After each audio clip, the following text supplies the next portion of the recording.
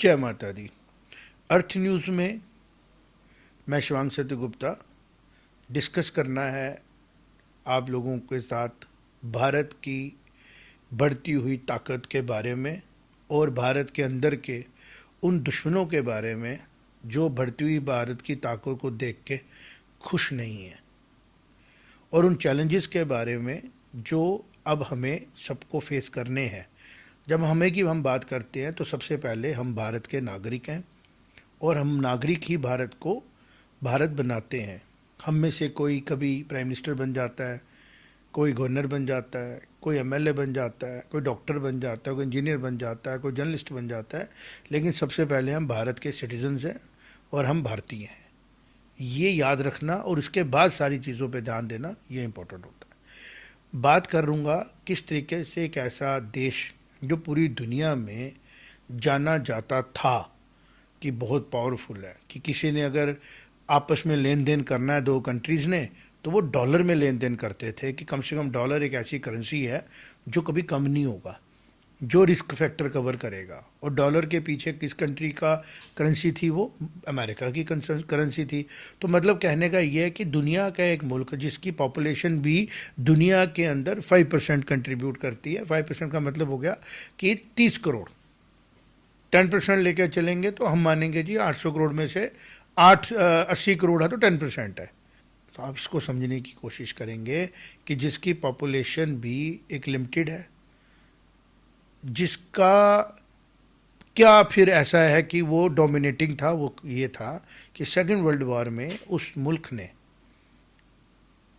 Atom bomb का इस्तेमाल किया और पूरी वार को सप्रेस कर दिया। और उसके बाद उस कंट्री में कुछ समझदार लोग आए जिन्होंने डेमोक्रेसी को चूज़ किया और उसके बाद इनोवेशंस हुई, नए नए थॉट्स को जगह मिली। इंडस्ट्रियलाइजेशन की जो अपनी पीक है वो इस देश ने देखी, बट इंडस्ट्रियलाइजेशन से पहले की जो पीक थी वो थी इंपीरियलिज्म। जब स्टार्टिंग में व्यापारों की तरफ ध्यान दिया गया तो माल बेचने के लिए ही कंपनीज आई थी उन देशों में जो देश उनसे दूर थे। ईस्ट इंडिया कंपनी आई थी यहाँ पे, आर्मी नहीं आई थी ब्रिटेन की हमला करने, ईस्ट इंडिया कंपनी आई थी और वो व्यापार करने आई थी। फिर उसने हमारे व्यापार में इंटरफेयर किया। ये एक इवोल्यूशन का प्रोसेस था और उस इवोल्यूशन के प्रोसेस का नतीजा निकला कि उस कंपनी ने रूल कर दिया भारत के ऊपर, किसी राजे ने नहीं रूल किया। और फिर 1947 में हमें कंपनी से आज़ादी मिली कि कंपनी को जो कंपनी को रिकॉग्नाइज करती थी गवर्नमेंट, ब्रिटानिया सरकार, उसने बोला अब आप अपनी सरकार छोड़ो। इंटरेक्टली ब्रिटानिया ने भी रूल किया फिर यहाँ पे, लेकिन उसका जो टूल ऑफ रूल था वो क्या था? वो था एक कंपनी। और आज जो इसका एक्सप्लॉइट करने वाला व्यू है वो ये बोलेगा देखो जी आज हम कह रहे हैं कंपनियाँ भारत की एक्सप्लॉइट करेंगी। गलत बोल रहे हो आप। कंपनियाँ भी ज़रूरी हैं, गवर्नमेंट्स भी ज़रूरी हैं, एम्प्लॉय भी ज़रूरी है, एम्प्लॉयर भी ज़रूरी है। और ये है भारतीय सभ्यता। राजा भी ज़रूरी है, प्रजा भी ज़रूरी है। राजा अपने धर्म निभाएगा, प्रजा अपने धर्म निभाएगी, सिस्टम चलेगा। लेकिन वेस्ट में ऐसा नहीं है। वेस्ट में राजा भी नहीं होना चाहिए। कभी थ्योरी आ जाती है प्रजा ही काम करेगी, तो कम्युनिस्ट थ्योरी आ गई। ये 400-500 साल पुरानी थ्योरी हैं। ये थोड़ी भारतीय सभ्यता के साथ कम्पीट करके उसको पीछे कर सकती हैं। और उसका नतीजा ये है कि अमेरिका बड़ी देर तक अपने आप को सस्टेन नहीं कर पाया, कि 2025 आते आते अमेरिका का जो डोमिनेशन था वो अग्रेसिव होना शुरू हो गया, जो अभी आप देख रहे हैं। एक तरफ अमेरिका बात करता था कि वर्ल्ड वॉर सेकंड के बाद अगर कोई विश्व में पावर है तो मैं हूँ, क्योंकि मैं डेमोक्रेसी का पुजारी हूँ। जहाँ भी कहीं पे ह्यूमैनिटी का लॉस हो रहा होगा, ह्यूमन राइट्स की वैल्यू, सारे इंस्टीट्यूशन बनाए किसने? अगर इन्वायरमेंट के इंस्टीट्यूशन प्रोटेक्ट करने के बना रहा है तो उसमें सबसे डोमिनेट कौन कर रहा है? अमेरिका। बड़ी अच्छी बात है। यूएनओ में डोमिनेट कौन कर रहा है? अमेरिका। बहुत अच्छी बात है। अगर कहीं पे कोई ग्रीन ट्रिब्यूनल्स की बात आ रही है, डोमिनेट कौन कर रहा है? अमेरिका। अगर कहीं पे कोई सिविल पॉपुलेशन पे जुल्म हो रहा है तो इंटरफेयर कौन कर रहा है? अमेरिका। तो अमेरिका अगर इतने पॉजिटिव काम कर रहा था तो अमेरिका फेल क्यों हो गया एंड में आते आते, कि अमेरिका को आज अग्रेसिव होना पड़ रहा है? अग्रेसिव, बहुत अग्रेसिव होना पड़ रहा है, क्योंकि अगर आप एक मुखौटा पहन के बैठे हो पब्लिक वेलफेयर का और असलियत में आपकी शक्ल वैसी नहीं है, तो समय के साथ वो कलर उतरता है और आपके इसलिए सामने आती है। अमेरिका में अगर कोई दवाई भी बनती है ना, उसका पेटेंट होता है पहले। वही इन्होंने आईटी टेक्नोलॉजीज में भी किया कि 70 करोड़ लोग इस्तेमाल करेंगे अमेरिका के द्वारा दी गई सर्विसेज का, और जब हमारी कंट्रीज उसके ऊपर टैक्सेस की बात करेंगी तो 70% रेवेन्यू आप लाइसेंस के नाम पे ले जाओगे, और जो 70-30% बचेगा उसमें से अगर आप टैक्स दोगे तो वो पिछले एपिसोड में अर्थ न्यूज़ अगर आप फॉलो करते हो तो पुराने फॉर्मेट में हमारे एपिसोड पढ़ें, आप जाके देखें, आपको हैरान हो जाओगे कि 500 करोड़ रुपया रेवेन्यू भी नहीं दिया गया। और जब भारत के लोगों को ये बात बताने का टाइम आया तो मैनिपुलेशनें शुरू हो गई, मीडिया के कुछ लोगों को भी इन्वॉल्व किया गया और किया जा रहा है, और सबसे बड़ी बात भारत की जनता को प्रोवोकेशन दी जा रही है। और दूसरी बात, एक हमारे सिर पे हमारा ही जो साथी था जो हमसे बिछड़ा और हमसे तोड़ा गया, अमेरिकन थॉट प्रोसेस ने नहीं तोड़ा तो उन्हीं सोच लोगों ने जो पॉलिटिकल अपने आप को समझते हम ऐसे थिंकर्स हैं, हमारा कोई कुछ बिगाड़ ही नहीं सकता, बट उनको ये नहीं पता कि थ्योरियों में देश नहीं चलते, वर्ल्ड नहीं चलता, वर्ल्ड प्रैक्टिकली चलता है, और उस प्रैक्टिकल का उनको पता नहीं था, रियल ग्राउंड सिचुएशंस उनको पता नहीं थी कि चीज़ें बदल जाती हैं, पता भी नहीं लगता है, तो उनके हाथ से चीज़ निकल गई, एक्सपोज हो गए। हमने इसी अर्थ न्यूज़ के अंदर ये एक्सपोज किया और लोगों के सामने लाने की कोशिश की कि आप देखें कि अमेरिका भारत से बहुत रेवेन्यू लेता है और टैक्सेस बहुत कम देता है, चाहे वो गूगल है, चाहे फेसबुक है, चाहे टेंसेंट है, चाहे कोई भी कंपनी है। और भारत की सरकार अब चल रही है भारत की फ़िलॉसफी पे, और वो फ़िलॉसफी पूरी तरह ग्रिप करके बैठी है सनातन फ़िलॉसफी को, और सनातन फ़िलॉसफी है welfare of all in practical sense with the road map, एक रोड मैप के साथ। और रोड मैप है हर भारतीय काम करेगा, हर भारतीय मेहनत करेगा, हर भारतीय अपनी फैमिली के लिए, अपने एनवायरनमेंट के लिए रिस्पॉन्सिबल होगा। अभी आज हम बात कर रहे थे जिस तरीके से कुछ मीडिया हाउसेज हैं, मैं नाम भी लूँगा क्योंकि अभी हम आहिस्ता आहिस्ता अपनी बात रखना शुरू हो रहे हैं, जैसे जैसे पब्लिक इसके साथ जुड़ती जाएगी हम और अग्रेसिव होंगे, और अग्रेसिव होंगे विद दी स्ट्रेंथ ये है, कुछ मीडिया हाउसेज बड़े ज़ोर ज़ोर से भारत के कॉरपोरेट हाउसेज को गलत तरीके से डाउन प्ले करने की कोशिश कर रहे हैं, कह रहे हैं जी कानून टूट गए। कानून किसने बनाए, कानून किसको फेवर करने के लिए बनाए, कानून कहाँ से लाए गए, क्या कानून अमेरिकन इन्फ्लुएंस से बनाए गए भारत में कि हमें कानून बनाना है कि हमने वहाँ से कॉपी किया। कानून बनते हैं जब लेजिस्लेचर बैठता है भारत के अंदर और भारत की सोच के साथ, नीड के साथ कानून बनते हैं। भारत में तो ऐसे कानून बनाए गए जो 90% तो कॉपीड थे, और वो कॉपीड कानूनों के अकॉर्डिंगली आपने गवर्नेंस चला दी, और उसके अकॉर्डिंगली कॉर्पोरेट। पहले आप मुझे बताओ, आपके कानूनों के हिसाब से तो 91 तक भारत बिल्कुल विकसित ही नहीं हो पाया जब तक लिबरलाइजेशन नहीं आई। तो इसलिए जो लोग हम अक्सर बोलते हैं लेफ्ट राइट की बात करते हैं, कुछ लोग हैं जो इनडिसाइसिव है, वो इनडिसाइसिव बातें करते हैं। अगर आज उनकी सरकार आ जाएगी तो 6 महीने में वो अपने ही खिलाफ होंगे। पता नहीं क्या उनको माइंडसेट है, भारत से नफरत है उनको, जो भी भारत की बात करेगा वो गलत है। तो जो भारत की बात करेगा वो गलत नहीं है, और भारत की बात करेंगे तो सभ्यता की बात करेंगे ना। अमेरिका जाके हम उनको योग थोड़ी सिखा सकते हैं सीधे, हमें उनकी अमेरिकन की बात करनी, उनको सिविल वॉर ही पसंद आएगी ना अपनी। एक भी अमेरिकन बताओ जिसको सिविल वॉर के हीरोज पसंद नहीं है। लेकिन भारत में अगर आप बोलोगे कि जी आप राम को पसंद करते हो, तो बोलेंगे कुछ लोग आपको आके क्यों करते हो जी, राम ने तो ऐसा किया था, राम ने वैसा किया था, रामायण ही बदल देते हैं। तो आज अमेरिका के खिलाफ इसलिए हम खड़े हो पा रहे हैं क्योंकि अमेरिका की जो सोच है वो अमेरिकन नहीं है, वो सोच किसी जगह से डोमिनेट की जा रही है और वो अग्रेसिव हो रही है। उससे थोड़ा सा समझने की, डरने की जरूरत किसी से नहीं है, भारत को समझने की जरूरत है क्योंकि अग्रेसिव हो रहा है प्लेयर, और वो अग्रेशन उसका जो है वो थ्रेटनिंग भी बनता जा रहा है, और वो ऐसे आदमी की मदद कर सकता है जो ह्यूमैनिटी का दुश्मन है, जो अपने लोगों का दुश्मन है, वो है पाकिस्तान। चाइना संभल गया है काफ़ी हद तक, रशिया पहले से इसके साथ अलाइंड नहीं था, लेकिन रशिया को भी लगा कि अब टाइम आ गया है कि मुझे कम्युनिज्म से निकल के सोशलिज्म के साथ जाना है, और अल्टीमेटली सोशलिज्म से भी निकल के मुझे असली रशियन थ्योरी को पकड़ना है, वो है डेमोक्रेसी के साथ चलना है और रशिया को प्यार करना है। दुनिया का लार्जेस्ट लैंड बैंक रशिया के पास है, और अमेरिकन थ्योरिस्ट ने किस तरीके से उसको मैनेज किया, और रशिया अपनी जगह पे अपनी फंडामेंटल के साथ चलता रहा, और आज रशिया के पास उधार ही नहीं है अपने सिर पे, और अमेरिका के पास 135 गुना उधार है, $35 ट्रिलियन का उधार लेके बैठा, और कह रहा है डॉलर जो है मन वो बड़ा पावरफुल करेंसी है। जिसके मालिक के पास ही इतना कर्जा होगा वो कहाँ से पावरफुल हो गया। भारत फिर भी बेटर है उस पोजीशन में। तो भारत की स्ट्रेंथ है कंज्यूमर, उसका प्रोडक्शन कैपेसिटीज और लैंड बैंक, एंड उसका स्ट्रेटेजिकली ट्रांसपोर्टेशन ऑफ गुड्स के बीच में इतना बड़ा बे लाइन हमारी, जिसको हम बोलते हैं पोर्ट लाइन, और वो हमारी स्ट्रेंथ है। और ऊपर से बड़ी स्ट्रेंथ क्या है? सभ्यता, कि इंसान कैसे अपने साथ इकट्ठे रह सकता है, कैसे इतने डिफरेंसेस के साथ रह सकता है। तो वो इवॉल्व हुआ है। कल मैं सोच रहा था, जब बात कर रहा था, तो उसमें भी दिमाग में आया कि इंद्र भगवान को बरखा का देवता, बारिश का देवता माना जाता है। तो भारतीय सभ्यता में श्री कृष्ण आए, उन्होंने कहा कि गोवर्धन पर्वत की भी पूजा करो। तो बेसिकली इवोल्यूशन का एक सिंबलिज्म होता है। पुरानी हिस्ट्री में अगर हम कहीं जाएंगे, अब मोबाइल का डब्बा होगा, कभी किसी के हाथ में मोबाइल नहीं रहा होगा, तो वो तो डब्बे की तस्वीर को मोबाइल मान लेगा ना।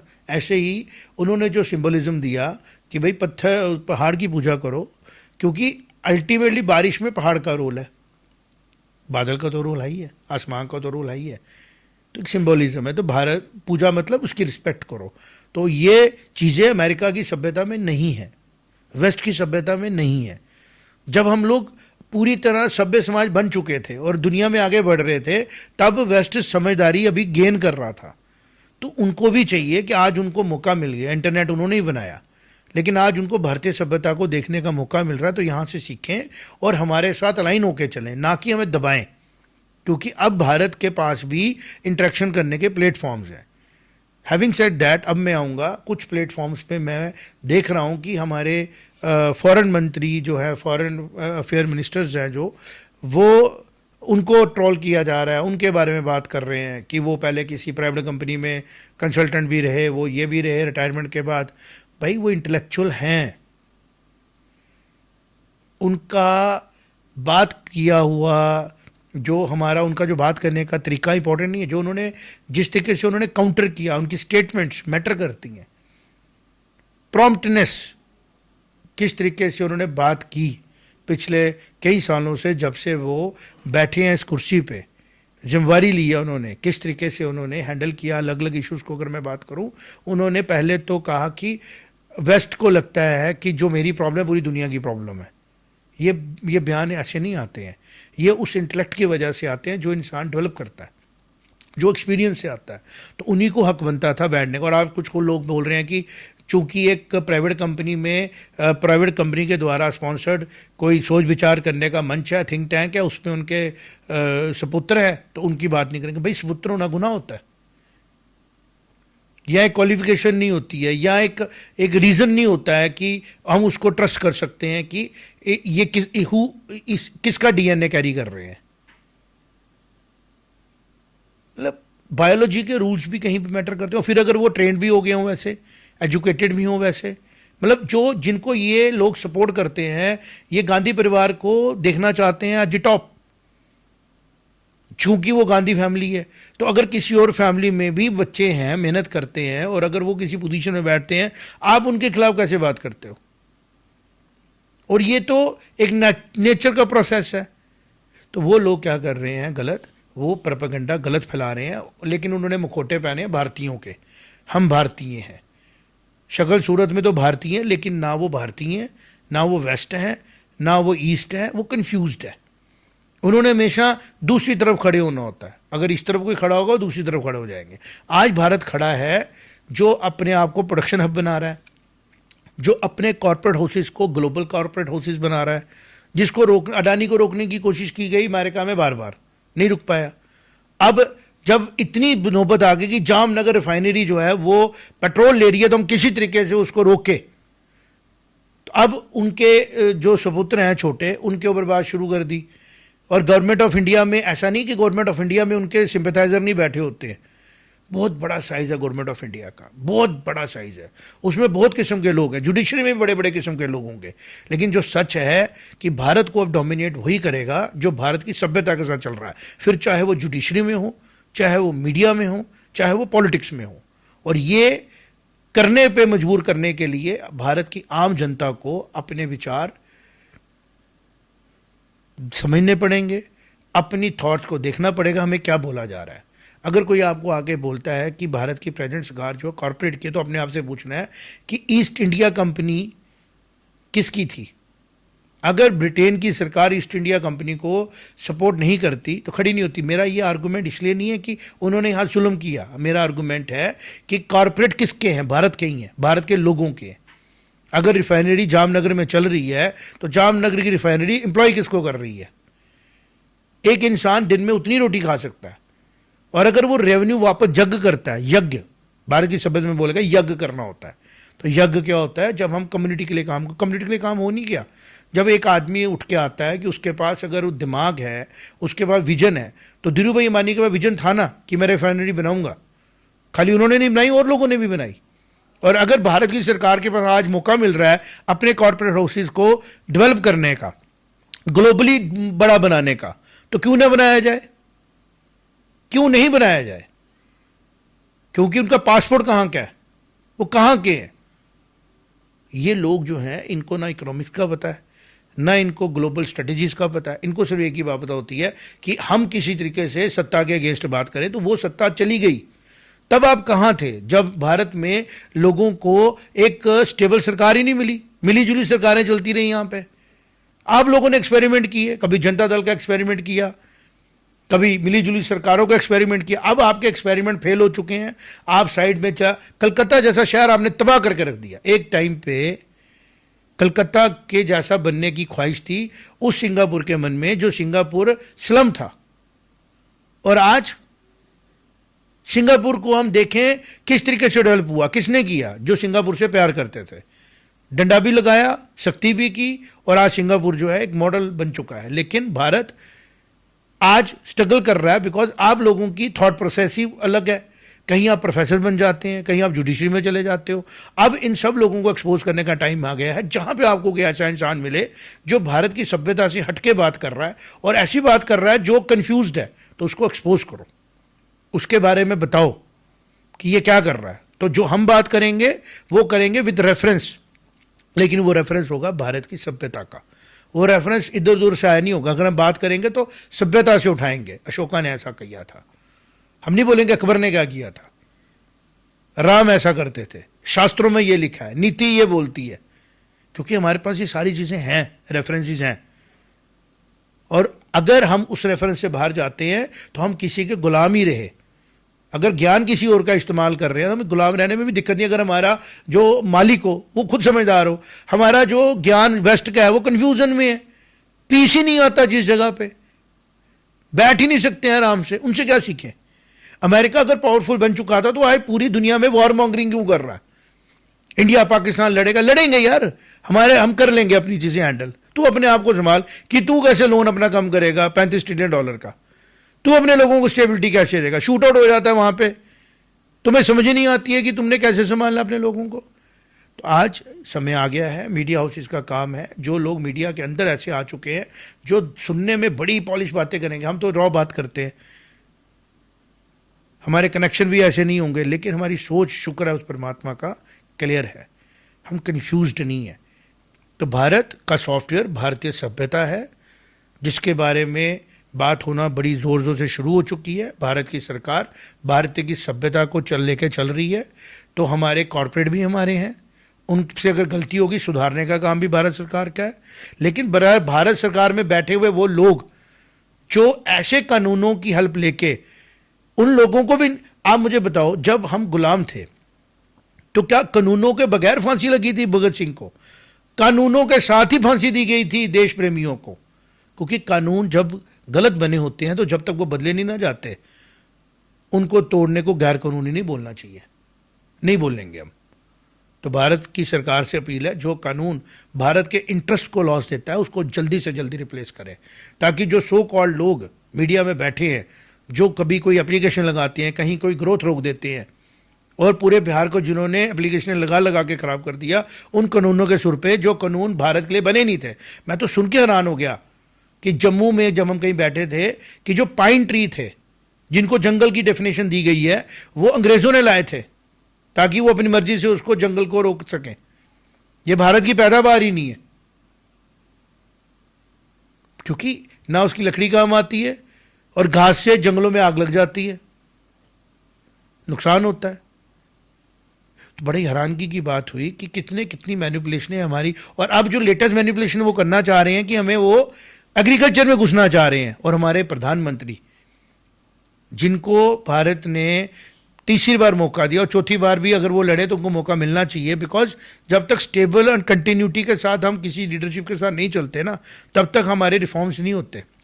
और अगर वो किसी टाइम पे सेहत की वजह से अपनी कुर्सी छोड़ते हैं या किसी वजह, तो उनकी रिप्लेसमेंट उनके जैसे ही किसी सोच विचार वाले और ताकतवर इंसान की होनी चाहिए, जो भारत को अब यहाँ से पीछे नहीं जाने दे।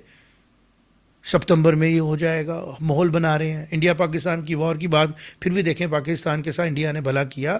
इस बार सिंधु समझौते के बाद भी हमने उसको वार्निंग दी कि भाई फ्लड आया हमारे इधर भी, तुम भी अपना संभाल लो, और उनको बचाया।